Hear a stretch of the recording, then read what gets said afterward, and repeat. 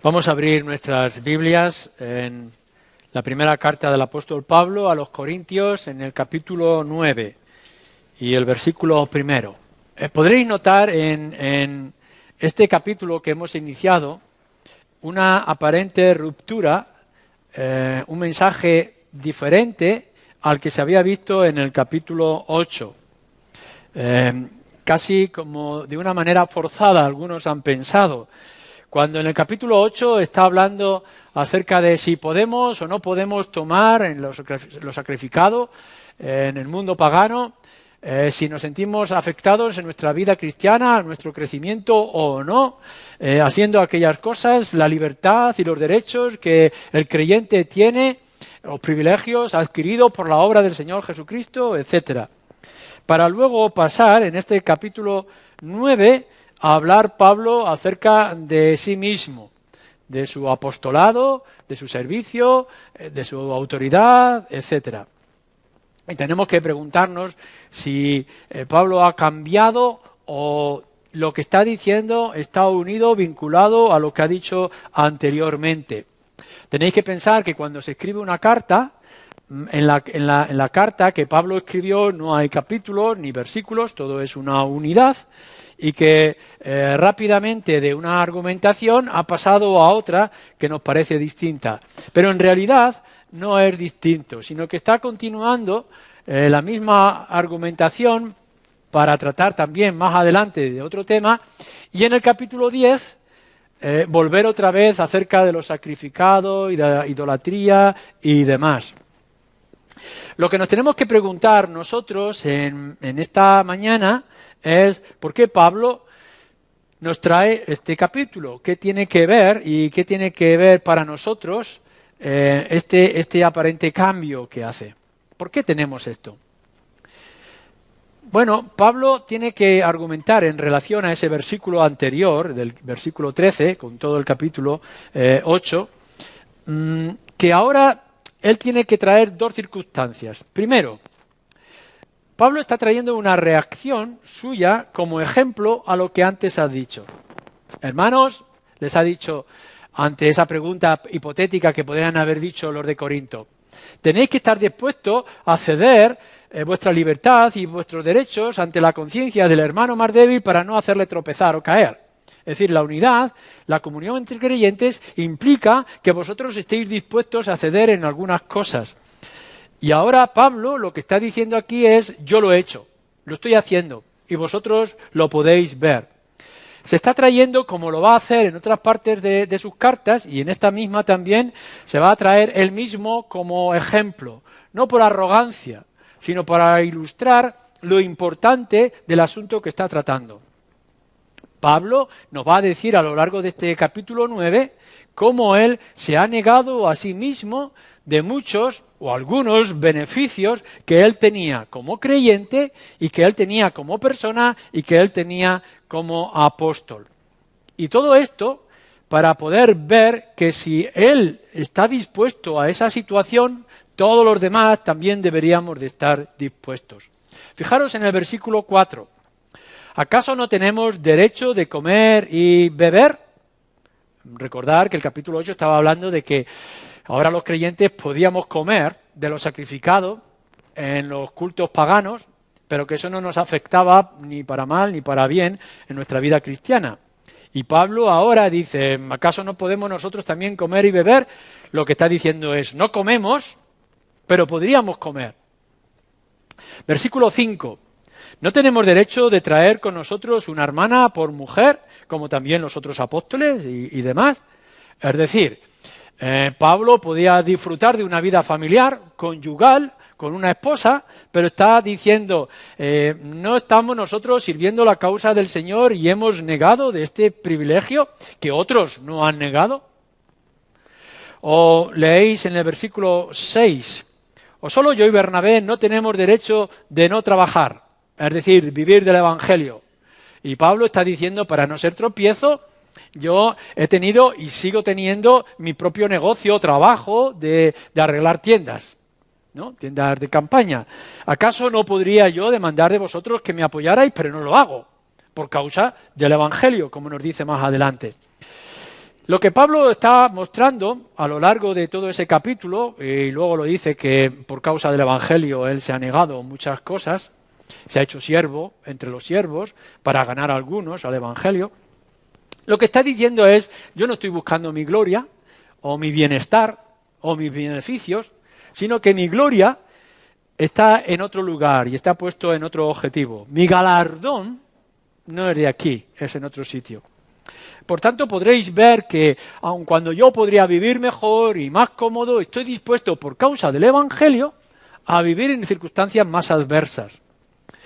Siendo libre, me he hecho esclavo de todos o siervo de todos para ganar a los débiles. El primer asunto que tiene que venirnos a nosotros en esta mañana y te tiene que venir a ti, si es que eres creyente, si eres cristiano, y ya lo señalábamos en el domingo anterior, es que en el ejemplo de Pablo nos tenemos que fijar nosotros y preguntarnos, ¿eres tú capaz de negarte a ti mismo o de renunciar a ciertos privilegios o posibilidades como cristiano por causa del Evangelio?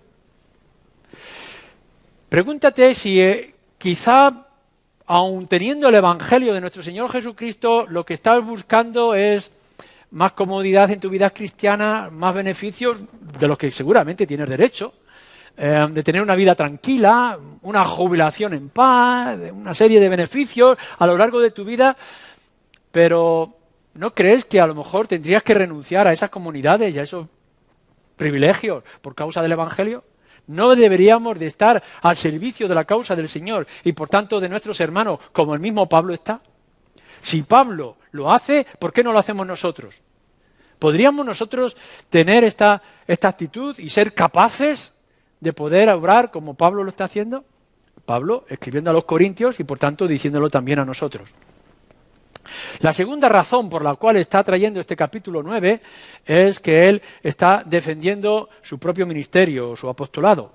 Es algo que lo tiene que hacer, desgraciadamente, casi en cada una de sus cartas. Una y otra vez, Pablo tiene que defenderse a sí mismo ante los ataques que está recibiendo, que va a seguir recibiendo de manera constante. En un principio, cuando podemos leer en el comienzo del libro de Hechos y de la vida de Pablo, algunos salieron a público diciendo, este Saulo que antes nos perseguía ahora va a venir a predicarnos el Evangelio, el que antes era perseguidor ahora entre medio de los cristianos, ¿esto qué es? En la carta a los Gálatas, en el capítulo 1, lo está señalando, el que antes perseguía ahora mirarlo aquí. ¿Qué autoridad tiene alguien que antes era enemigo para abrogarse ahora la amistad de los cristianos? Y Pablo una y otra vez tiene que decir y tiene que traer su propio testimonio.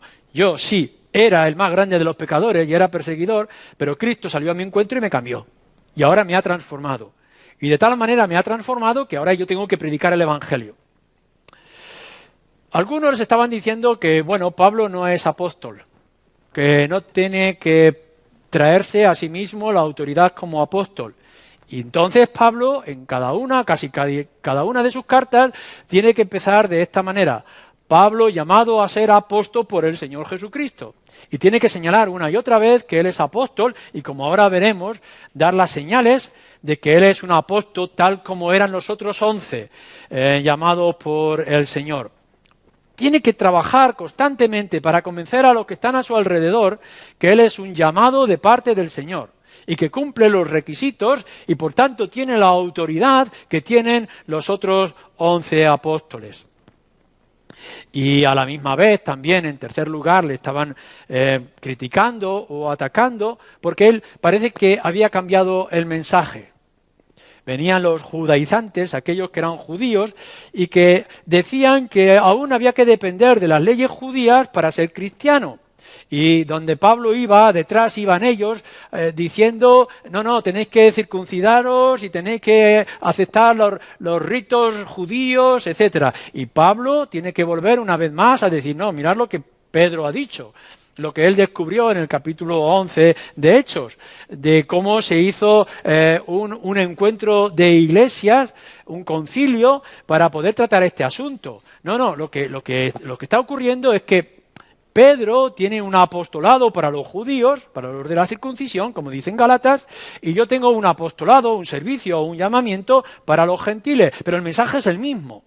Lo estamos poniendo en contextos diferentes, pero el mensaje es el mismo. Por tanto, Pablo tiene que decir una y otra vez en diferentes sitios, mi mensaje es el mismo de siempre, es el mensaje de los apóstoles recibido por el Señor Jesucristo, aun cuando yo soy llamado a los gentiles. Es una pena que Pablo tenga que dedicar en sus cartas esta constante defensa, ponerse como ejemplo para los creyentes y defender su causa.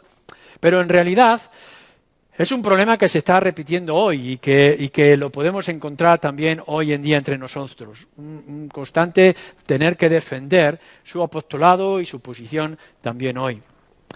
Vamos a entrar, por tanto, en el meollo del asunto. En primer lugar, para poder ver que Pablo es el apóstol, lo que eso significa en el pasado, en el tiempo de Pablo, y lo que significa hoy. La palabra apóstol significa enviado. En el griego, apóstolo significa un enviado o el apostolado es el enviar a alguien. Y es un término general que se repite muchas veces. En nuestras versiones no lo tenemos como apóstol porque lo que ha puesto el traductor es enviado, porque era eso. Ha sido enviado para una tarea, una responsabilidad de parte del gobierno o de parte de la iglesia o de otro asunto o negocio. En el Antiguo Testamento, en los Evangelios, encontramos este ser enviados una y otra vez.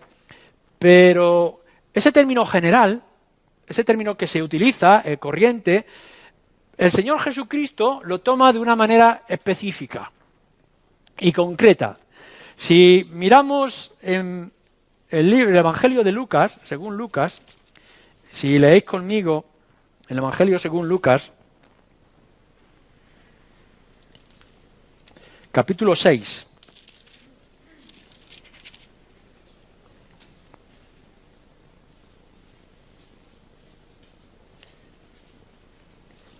Perdón, no lo encontraba porque estoy mirando otro evangelio.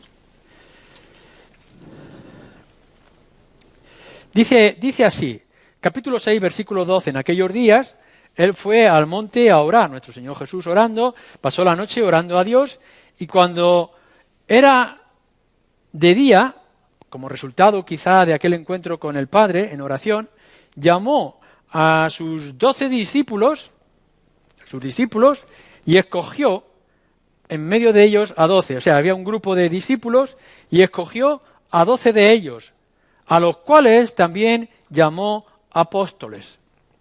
Lo que el Señor Jesucristo estaba haciendo después de haber orado con el Padre es llamar a 12 de los discípulos que rodeaban al Señor de manera constante y escoger a aquellos 12, no solamente para que estuvieran cerca de Él y escucharan sus enseñanzas, sino que dice que a partir de ese momento los llama apóstoles. Y si miráis en otros lugares, a continuación, podréis encontrar en varias ocasiones que dice los 12 apóstoles y los apóstoles de una manera muy determinada.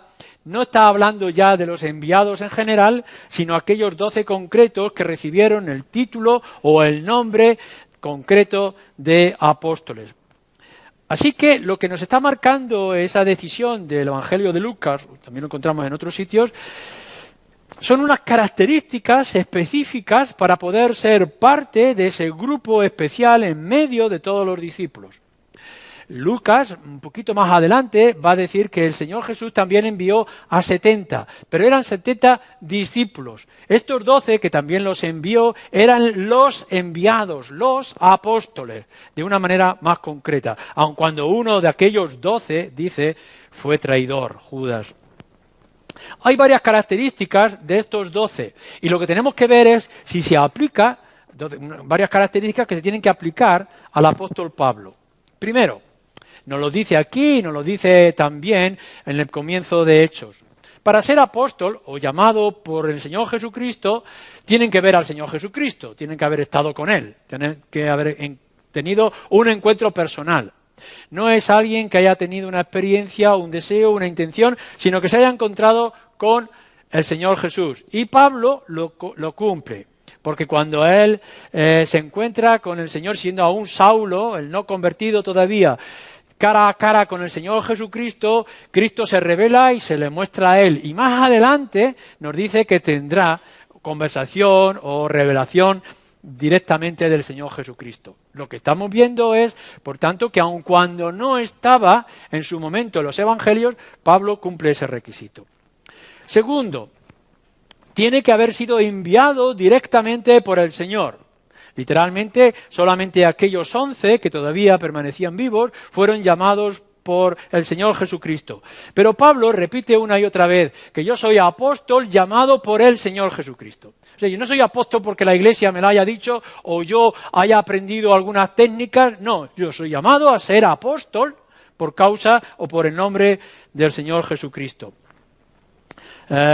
Tercero, tiene que mostrar las señales y las maravillas que los apóstoles tienen que mostrar. En ese mismo Evangelio de Lucas, como en los demás evangelios, ellos tienen que llegar y decir, íbamos por sitios y curábamos a los enfermos, y los demonios se salían por causa de nuestro mensaje, estaban gozosos por el poder que se desprendía de ellos mismos, nos dicen los discípulos. Ahora, Pablo está diciendo, esto también ocurre conmigo.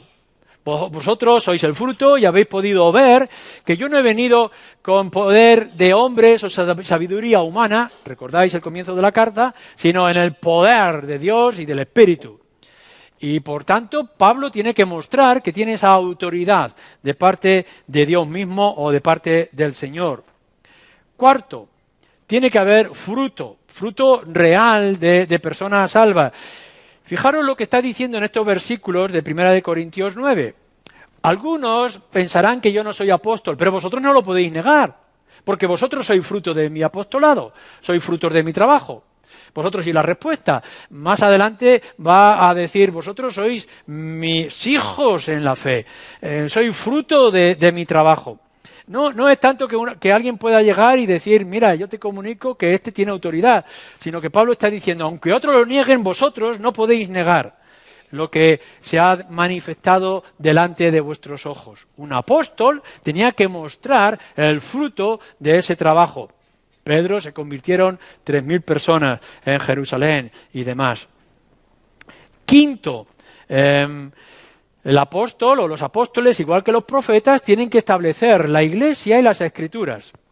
Nos dice en la carta a los Efesios que aun cuando nuestro Señor Jesucristo es la piedra angular de la Iglesia, esa piedra angular está siendo puesta por el fundamento de los apóstoles.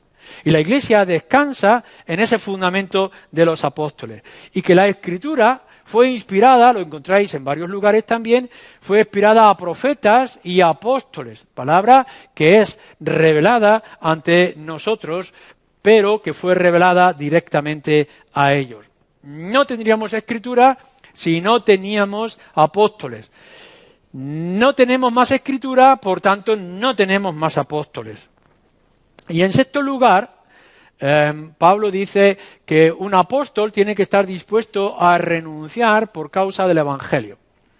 Es decir, que el apostolado, el ser enviado, no es una tarea más de otras que uno pudiera tener, sino que cuando Cristo llamaba, habría que dejarlo todo. Por eso vemos que Pedro tiene que dejar las redes, o que Mateo tiene que dejar su mesa de negocios. Podemos ver que para seguir a Cristo de esa manera específica de apóstol no tenía que haber nada que fuera de tropiezo.